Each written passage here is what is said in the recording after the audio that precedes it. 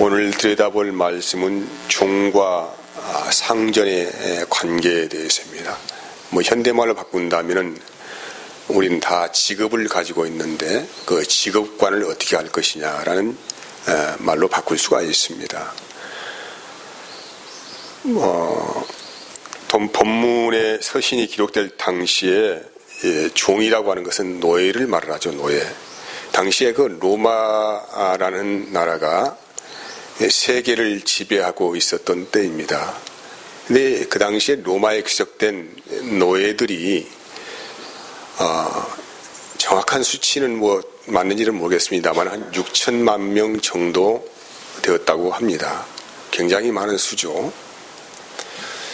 이들의 대부분은 전쟁 포로로 잡혀온 사람들이거나 또 그 부모가 노예이니까 대물림에서 노예로 이렇게 살아가는 사람들, 또 빚진 자들, 이런 사람들이 노예가 되어서 주인을 섬겼던 시대입니다. 근데 노예들이 주로 하는 일들은 육체적인 노동자들뿐만 아니라 교사로, 또 의사로, 행정가로 이런 일들을 같이 했다고 합니다. 당시 노예들은 노예 시장에서 돈으로 사고 팔 수 있었던 물건의 가치에 불과했습니다. 전적으로 노예의 생존 여부는 주인의 권한이었습니다. 그러니까 사람을 그냥 도구화시킨 것이죠. 그리고 한 번 노예가 되면은 그 시대에 자기 세대에 끝나는 것이 아니고 그 자녀에게도 이 노예가 대물림되어지는 참 비참한 그런 삶이었다고 할 수 있습니다. 이러한 시대적 배경을 좀 우리가 이해하고서 오늘 본문을 읽어본다고 한다면 조금 납득이 가지 않는 말들일 수가 있습니다. 왜냐하면 5절 오늘 8절 6절 이렇게 말씀을 읽어보면 종들아 두려워하고 떨리는 마음으로 육체의 상전에게 순종하기를 그리스도께 하듯 하라라고 합니다. 아니 지금 삶도 너무 빡빡하고 어렵고 힘겨운 삶입니다. 매일 주인의 눈치를 봐야 되고 힘겨운 노동에 시달려야 하는 일상을 살고 있는 노예들에게 더 가혹한 요구를 하는 것입니다. 상전을 그냥 섬기지 말아라. 눈가리만 하고 시간 때우는 식으로 하지 말아라. 상전을 대할 때, 즉 상사를 대할 때에 주님께 대하듯이 그렇게 하라. 이런 요구를 하고 있으니까 너무 답답한 말씀 아닙니까? 지금 삶도 너무 힘들고 뻐거운데 이제 마음을 다하고 성품을 다해서 주님을 대하듯이 상사를 대하라고 하니까 참 얼마나 어려운 말씀입니까?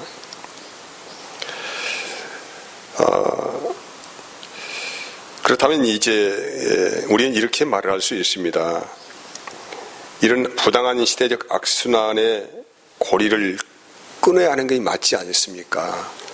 노예 제도를 강력하게 부인한다거나 노예 해방 운동을 한다거나 이렇게 하여서 사회를 변화시키는 일을 하라고 한다면 참 좋은 말씀이 될 수 있는데 여기에 대해서는 우리 예수님도 침묵하셨고 사도 바울도 침묵을 하셨습니다. 그리고 오직 그분들이 하시는 말씀은 오히려 주인과 세상의 질서에 순정하라고만 하시는 거예요. 우리 이성적인 이 생각으로는 조금 논리가 맞지 않지요. 부당한 대우를 받고 있잖아요. 그럼 이 시대적 악순환을 끊기 위해서는 해방운동을 하든가 아무튼 강하게 대항을 해서 이 부당한 그런 정치적인 모순들에 대해서 개혁을 시도하는 것이 합당한 일인데 왜 예수님은 한 번도 그런 일을 언급하지 않으셨을까? 왜 사도 바울은 왜 그런 일에 대해서 침묵하셨을까?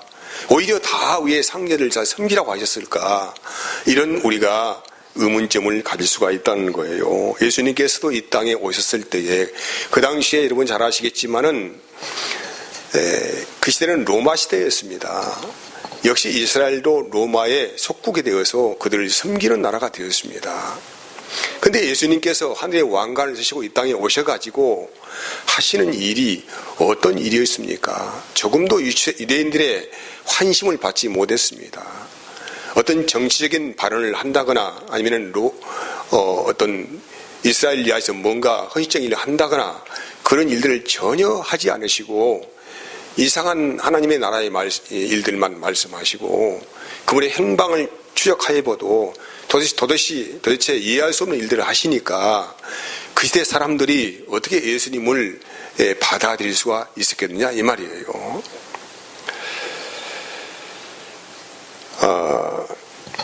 근데 그 당시에 또 예수님의 이 행적에 대해서 행보에 대해서 노골적으로 불만을 품고 있는 사람이 누구였냐면은 세례 요한이었어요.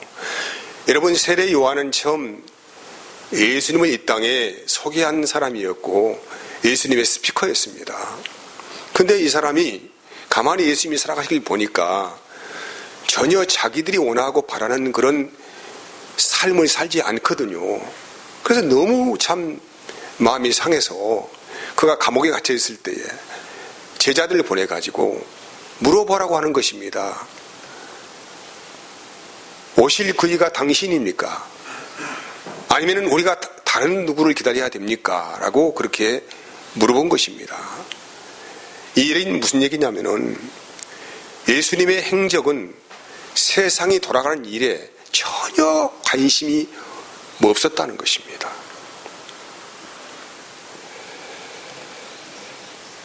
여러분 그리고 오늘 말씀의 은혜 안에서는 이제 그러면은 주님이 우리를 부르실 때에 왜 부르셨는가? 도대체 무엇을 하라고 부르셨는가? 나를 통하여서 너를 통하여 내가 세상을 바꾸고 싶다. 뭔가 변화를 시도하고 싶다. 이런 사명을 주시러 우리에게 오셨는가? 그것은 전혀 아닌 것에 대해서 말씀을 하는 것입니다. 여러분 오늘날 우리 한국 교회의 현실을 여러분 잘 알고 있을 거예요. 세계적으로 가장 크다고 한 교회들이 한국에는 많습니다. 그리고 교세도 세계 어느 나라 못지않게 굉장히 큰 교세를 가지고 있습니다. 그런데 교회가 세상에 끼치는 영향력은 아주 미비하다는 것입니다. 아니 미비할 뿐만 아니고 오히려 세상 사람들의 조석거리가 되어지고 오히려 세상 사람들이 교회를 걱정하는 그런 시대를 살고 있습니다. 이것이 현재 한국 교회의 현 시대적인 문제점입니다. 여러분 왜 이런 일이 일어났습니까? 왜 이렇게 그리스도인들이 오히려 세상 사람들의 눈총을 받고 염려를 받아야 하는 그런 삶의 현실을 우리가 맞닥뜨리고 살고 있습니까? 그 이유가 뭐냐면은 복음을 현재 잘못 받아들인 거예요. 가짜 복음을 가지고 이걸 복음이라고 자꾸 말을 하고 그것을 믿음이라고 추정하게 만드는 원인이 된다는 것입니다. 그러니까 교회들마다 많은 교회들이 분쟁의 소용돌이가 아닌데 서로 물고 뜯고 이간질하고 서로 파당을 만들어서 뭐 예배를 갈라치기 해서 예배를 드리고 서로 고발하고 하는 일들을 하고 있지 않습니까? 무엇이 문제입니까? 누가 의롭다는 얘기입니까? 다시 말씀드려요. 이 모든 문제의 원인이 뭡니까? 주님이 우리에게 전파했던 천국 복음을 알고 있지 못하기 때문에 무엇이 복음인지를 모르고 있기 때문에 생기는 문제라고 할 수가 있는 것입니다. 다시 말한다면 교회가 복음을 선포하는 교회가 복음을 가지고 있지 않고 있다는 거예요. 주님은 이렇게 말씀하셨어요.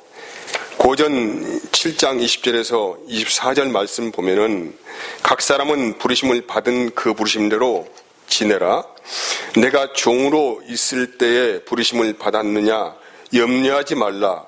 그러나 내가 자유롭게 될 수 있거든 그것을 이용하라. 주 안에서 부르심을 받은 자는 종이라도 주께 속한 자유인이요 또 그와 같이 자유인으로 있을 때에 부르심을 받은 자는 그리스도의 종이니라. 너희는 값으로 사신 것이니 사람들의 종이 되지 말고 형제들아 너희는 각각 부르심을 받은 그대로 하나님과 함께 거하라고 하는 거예요. 이 말씀은 그 사람이 어떤 신분이든지 어떤 직업을 가지고 어떤 위치에 있든 이거 가지고 그리스도인 되는 거 아니다. 그런 얘기죠. 그래서 너희가 어떤 신분이든지 자유인인, 이 자유인이라면 그리스도인이 됐다고 하면은 그 사람은 그때부터 사람의 종이 아니다. 누구의 종입니까? 주님의 종이다. 이 말씀이죠. 사람들은 어떤 신분이나 그 사람의 위치를 가지고 자꾸 권력 장사하려고 하잖아요. 근데 우리는 어떤 신분이나 위치를 따지지 아니하고 우리가 그분이 어떤 일을 하고 있든지 간에 그리스도인이 되었다고 한다면 너희는 이제부터 사람의 종이 아니고 누구의 종이라는 것입니까? 주님의 종이다. 이 말씀을 선포하고 있는 거예요. 하지만 그렇다고 해서 세상 사람들이 여러분들에게 하나님의 종처럼 대합니까? 그렇지가 않죠. 여러분이 어떻게 살든지 간에 세상 사람들은 여전히 여러분들을 육체의 종으로 그렇게 생각을 하고 있는 것입니다. 근데 오늘 여기에 보니 그런 사람들 대할 때 너희는 눈가림만 하고 형식적으로 대하지 말라는 것이죠. 마음을 다하고 뜻을 다하여 누구를 대하듯이 주님을 대하듯이 극진히 섬겨라 이런 말씀을 한 것입니다. 이 말씀은 네가 지금 서 있는 그 자리가 주님이 우리를 부르신 자리다 이 말이죠. 우리는 늘 높아지려고 하지 않습니다. 좀 더 높은 곳에 올라가면은 뭐라고 합니까? 하나님이 나를 축복했다는 거예요. 재산이 좀 많아지면은 뭐라고 합니까? 하나님이 나를 축복했다는 거예요. 그러니까 지금 뭔가 복음의 실마리를 전혀 지금 알아듣지 못하고 있고 전혀 이해하지 못하고 있다는 것입니다. 그러니까 믿음에 대해서 자꾸 어떤 계급적인 부분을 가지고 다루려고 하고 있고 접근하려고 하고 있고 많이 가진 자, 뭔가 많은 것을 누리고 있는 자가 하나님의 은혜를 받았다. 이렇게 자꾸 말을 하고 있는 것 아니겠습니까? 여러분 그러면 무엇이 영적인 삶이고 무엇이 성령 충만한 삶이고 무엇이 은혜로운 삶입니까? 이미 우리는 이 앞전에 말씀을 들었습니다. 주님의 사랑으로 자녀들을 잘 돌보는 부모가 있다면 이 사람은 분명히 영적인 사람이고 성령 충만한 사람입니다. 주님의 은혜 안에서 자기의 남편을 주인처럼 섬기면서 공경하고 있다고 한다면 이 사람은 분명히 성령 충만한 사람이고 대단한 매우 높은 영적인 경지에 올라가 있는 사람이에요. 자기 아내를 주님이 나를 사랑하신 것 같이 그런 마음으로 사랑하고 있다고 한다면 이 사람은 너무나도 성령 충만한 사람이고 은혜가 충만한 사람이고 영적인 사람이고 영적 계층의 최상위 레벨에 있는 사람이라고 할 수가 있습니다. 그리고 이런 사람들은 주님의 몸된 교회를 섬기는 것도 정말로 서로 사랑하는 은혜 가운데에서 주님을 섬기듯이 함께 형제를 섬기는 사랑을 하고 있는 것입니다. 이것이야말로 하나님이 우리를 세우시고자 하는, 우리를 부르시고자 하는 참된 교회의 모습이고 영적 사람의 모습이라고 할 수 있다는 거예요. 여러분, 무엇이 예배이고 무엇이 정말로 삶을 살아가는 것입니까? 우리의 모든 삶의 현장이 예배의 삶이고 영적인 삶이고 성령의 이끌림 받는 삶의 모습이라는 것입니다. 하나님은 평생을 어떤 사람이 종으로 살든지 아니면 높은 자리에서 고위직에서 살든지 간에 그 사람의 신분 이하를 가지고 우리를 부르시는 분이 아닙니다. 하나님은 사람을 외모로 취하시는 분이 아니기 때문에 그렇습니다. 우리는 늘 사람을 갈라치기 하고 신분과 걸맞게 사람을 평가하려고 하지만은 하나님이 우리를 바라보실 때에는 전혀 그렇지 않다는 거예요. 여러분, 세상은 힘 있는 자들에게 항상 유력하게 돌아갑니다. 그리고 세상은 경제력이나 권력을 가진 자들의 놀이터입니다. 이런 세상에서 누가 함께 속하여 살고 있습니까? 바로 우리 그리스도인들이 세상 가운데 현재 살고 있어요. 그냥 분리시켜서 하나님께 딱 놔두면 좋겠는데 어쩌자고 이 참 불신자의 세상 안에서 우리를 그대로 놔두고 살게 하시는가? 이유가 있지 않겠습니까? 그것은 우리가 예수님을 믿는 그 순간에 딱 분리시켜가지고 너는 너 나는 나 이렇게 딱 하려면 얼마나 좋겠어요. 살기도 편하고. 근데 왜 정말로 권력이 난무하고 온갖 것들이 난무하는 이 세상 안에서 그리스도인들은 살아가야 합니까? 그 이유가 무엇일까요? 여러분, 이런 가운데 만약 그리스도인들이 세상의 비리에 대해서 또한 평등하지 못한 것에 대해서 매일 머리띠 띠고 붉은 깃발 들고 투쟁하고 산다고 하면은, 우리가 매일 세상 일을 염려하고 산다고 하면은 과연 어떻게 될까요? 우리는 무엇을 얻으려고 그렇게 하라는 것입니까? 우리는 무엇을 위하여서 그런 투쟁을 해야 한다는 것입니까? 요한복음 18절 36절 보면은 예수께서 대답하시되 내 나라는 이 세상에 속한 것이 아니니라. 만일 내 나라가 이 세상에 속한 것이었다면 내 종들이 싸워 나로 유대인들에게 넘겨지지 않게 하였으리라. 이제 내 나라는 여기에 속한 것이 아니라고 주님께서 말씀을 하셨습니다. 주님이 세상에 불공평이나 불합리한 것들에 대해서 개혁하시려고 예상해 오셨다고 한다면은 그분은 십자가의 길을 가지 않았을 것입니다.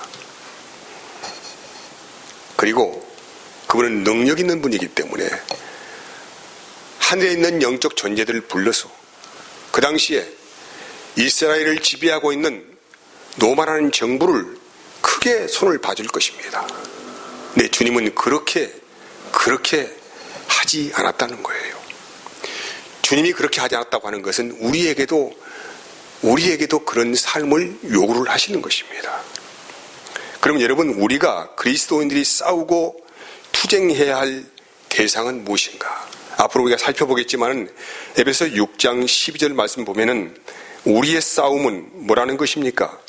혈과 육, 즉 사람을 상대하는 것이 아니라는 거예요. 통치자들과 권세들과 이 어둠의 세상 주관자들과 하늘에 있는 악의 영들을 상대함이라고 하는 것입니다. 사탄은 오늘도 여전히 우리의 시선을 어디에 돌리게 하는 것입니까? 자꾸 세상 일에, 사람의 일에 자꾸 관심을 집중하게 하고 자기의 신분의 연막을 쳐서 숨어버립니다. 그러니까 하나님의 일을 보지 못하게 하는 거예요. 자꾸 세상 일에 관심을 갖게 하고 거기에 집중하게 하고 해서 은혜를 다 소멸시켜버리고 땅의 것만 골마라에 살도록 머리에 붉은 띠를 띠고 투쟁하게 하는 삶을 살아갈 수 있도록 그렇게 사탄은 역사를 한다는 것입니다.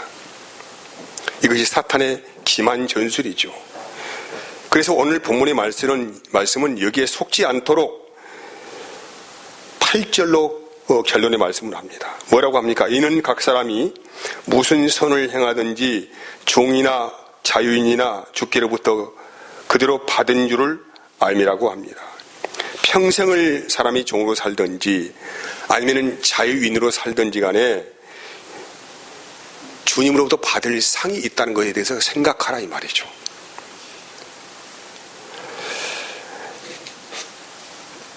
여러분, 내가 어떤 위치에서 무엇을 하였느냐가 중요하지 않다는 것입니다. 종으로 평생을 살았다고 하더라도 그가 주님의 마음을 가지고 주님을 대하듯이 사람을 섬기는 삶을 살았다고 한다면 이것은 주님께 주시는 상의 은혜를 받은 것이다 라고 할 수가 있습니다. 왜냐하면 이 사람은 사람의 종이 아니기 때문에 하나님의 종이기 때문에 그렇습니다. 이 말씀에 빗대어서 제가 창세기 37장에서 50장까지 기록되어 있는 요셉의 말 이야기를 해보려고 합니다. 요셉은 형들에게 미움을 받아서 죽음에 내몰렸습니다. 아무튼 구사이생으로도 살아나서 지나가는 상인들에게 은 20에 그렇게 팔렸다고 합니다. 그리고 노예시장에 내놓은 노예 상품이 되어서 보디발의 집에 노예로 들어가게 되었습니다. 근데 그가 보디발의 집에서 노예로 살 때에 얼마나 진실하고 깨끗하였는지 보디발의 눈에 너무나 흡족하여서 너는 하나님이 함께하는 형통한 사람이구나 라고 인정을 받았어요. 한번 그 말씀 봅시다. 창세기 39장 2절에서 3절까지 말씀이에요. 여호와께서 요셉과 함께 하심으로 그가 형통한 자가 되어서 그의 주인 애굽 사람의 집에 있으니 그의 주인이 여호와께서 그와 함께 하심을 보며 또 여호와께서 그와 그의 범사에 형통하게 하심을 보았더라. 요셉이 그의 주인에게 은혜를 입어 섬김에 그가 요셉을 가정 총무로 삼고 자기의 소유를 다 그의 손에 위탁을 했다는 거예요. 요셉이란 사람은 하나님이 늘 함께 하시는 형통한 사람이었어요. 하나님이 늘 함께 하시니까 요셉의 마음이 무엇을 하든지 간에 진실하고 깨끗하였습니다. 여러분, 우리는 요셉의 과거를 알고 있어요. 그는 아버지의 사랑을 독차지하고 아버지의 편애를 받고 있다고 해서 형들의 미움을 받고 구덩이에 던져지고 노예시장에 팔리고 이제 보디발의 집에 종으로 들어왔습니다. 근데 그는 한 번도 하나님을 원망하거나 형제들을 원망하거나 세상을 원망하지 않았다는 거예요. 무엇을 보면 알 수 있습니까? 요셉이 살아간 행적을 보면 알 수가 있어요. 그는 어디에 있든지 간에 진실한 마음을 가지고 삶을 살았다는 것이죠. 그래서 이것을 왜 그랬을까? 그 이유가 무엇일까? 이제 나중에 요셉이 자기 민족을 구원하는 이름으로 떠오르지 않습니까? 그러는 가운데 자기 형들과 상봉을 하는데 그때 요셉이 하는 말이 있습니다. 한번 봅시다. 창세기 45장 5절 말씀이에요. 당신들이 나를 이곳에 팔았다고 해서 근심하지 마소서, 한탄하지 마소서. 하나님이 생명을 구원하시려고 나를 당신들보다 먼저 보내셨나이다라고 합니다. 요셉이 늘상 생각하는 것은 처음 하나님께서 그에게 보여줬던 약속이었습니다. 꿈의 비전이었죠.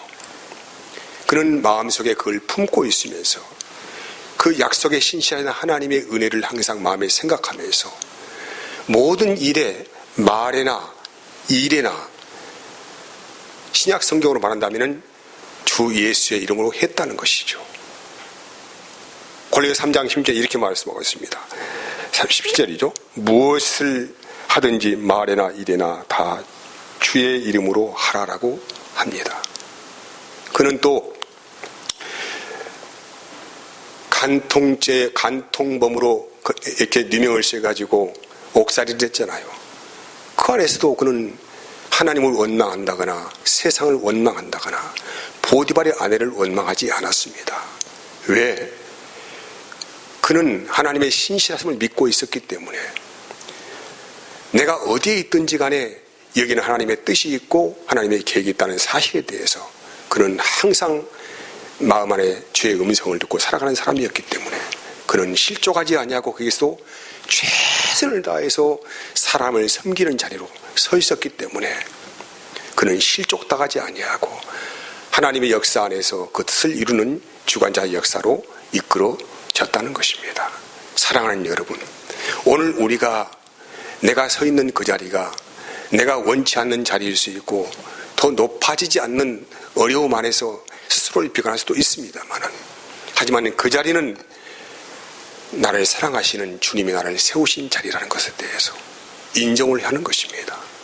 그리고 부당한 대우를 받는다고 할지라도, 불합리한 일을 겪는다고 할지라도 우리는 띠를 띠고 데모하고 그렇게 세상을 변화시키는 것이 아니고, 이상하게 진실한 성의 역사 안에 있는 그리스도인이 있는 그 장소는 시간이 되어지면은 점점 변화되어지고 새롭게 되어지고 하나님의 은혜가 들어가서 비로소 하나님께서 나를 높이는 자리로 이끌어 가시는 것이니까, 이런 은혜를 우리에게 주시기 위해서 하나님께서 네 서 있는 그 자리에서, 너를 부르신 그 자리에서 네가 종으로 있든지 상전으로 있든지 간에 그게 개의치 말고 정말로 그 사람을 주님을 대하듯이 대하는 삶을 산다고 한다면 이것이 하나님이 받으실 영광이 아니겠느냐라고 우리에게 말씀을 요구하고 있는 것입니다.